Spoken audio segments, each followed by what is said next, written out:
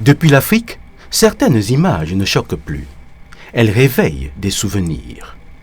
En 2020, les États-Unis annoncent une prime pour la capture de Nicolás Maduro, président en exercice du Venezuela. Ailleurs dans le monde, l'annonce provoque la stupeur. Depuis le Cameroun, la réaction est différente. Ce n'est pas de la surprise, c'est de la reconnaissance. Parce que ce scénario, l'Afrique l'a déjà vu, sous d'autres noms, avec d'autres prétextes, à d'autres époques. Qui décide encore du destin du Cameroun? Le présent ou le passé? 2 livres pour comprendre ce qui nous bloque. Cameroun, des fantômes au pouvoir. Et art et culture au Cameroun. La galère programmée. Des mots clairs, des faits, des responsabilités. Si tu veux comprendre pourquoi rien ne change, ces livres sont pour toi.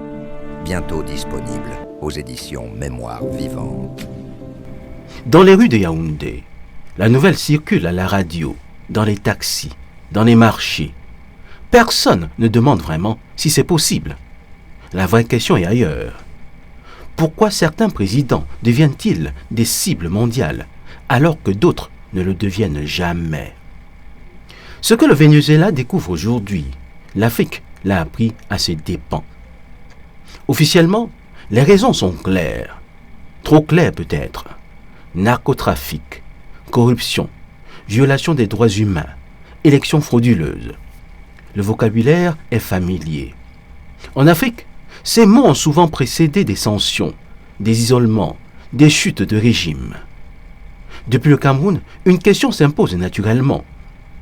Si ces accusations suffisaient à justifier une traque internationale, combien de dirigeants dans le monde seraient concernés aujourd'hui?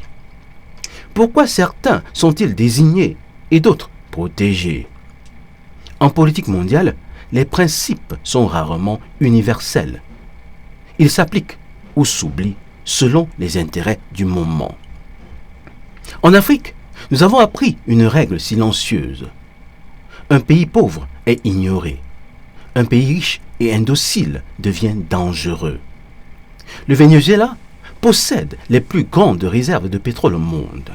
Mais ce n'est pas cela le vrai problème. Le vrai problème, c'est le choix. Le choix de ne pas dépendre d'un seul camp. Le choix de diversifier ses alliances. Russie, Chine, Iran. Depuis le Cameroun, cela résonne étrangement. Car l'histoire africaine est pleine de pays sanctionnés. Non pour ce qu'ils faisaient, mais pour ce qu'ils refusaient d'être.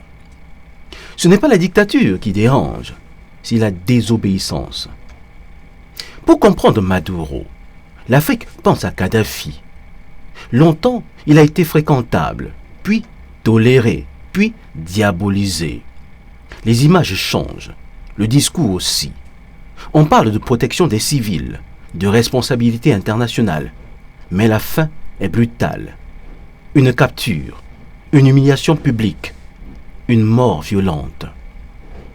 Depuis le Cameroun, beaucoup n'ont pas vu une libération, ils ont vu un avertissement. Un message clair.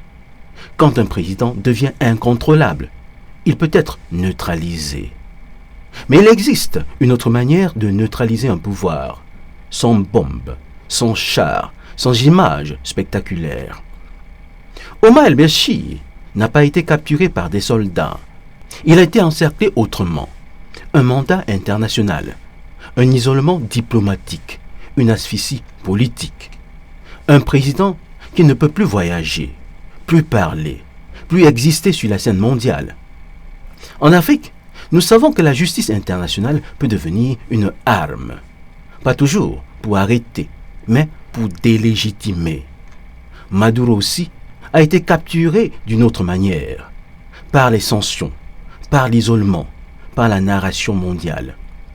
On peut emprisonner un pouvoir sans toucher à son corps. Donald Trump n'a pas inventé cette logique. Il l'a rendue visible. Là où d'autres parlaient de valeurs, Trump parlait d'intérêt. Là où d'autres masquaient, il assumait. Depuis l'Afrique, ce langage est compréhensible. Il ressemble à ce que nous avons vécu depuis des décennies. mais formulées sans détour. Trump n'a pas changé les règles. Il a simplement arrêté de les nier. Depuis le Cameroun, une certitude s'impose. Ce monde ne punit pas l'autoritarisme. Il punit la perte de contrôle. Nicolas Maduro n'est ni un héros, ni une anomalie. Il est un cas d'école. L'Afrique comprend cette histoire parce qu'elle l'a vécue et parce qu'elle sait que la souveraineté n'est jamais absolue. Dans le monde aujourd'hui, être président ne suffit pas. Il faut encore être toléré. Qui décide encore du destin du Cameroun, le présent ou le passé? 2 livres pour comprendre ce qui nous bloque. Cameroun, des fantômes au pouvoir. Et art et culture au Cameroun. La galère programmée. Des mots clairs, des faits, des responsabilités. Si tu veux comprendre pourquoi rien ne change, ces livres sont pour toi. Bientôt disponibles aux éditions Mémoire Vivante.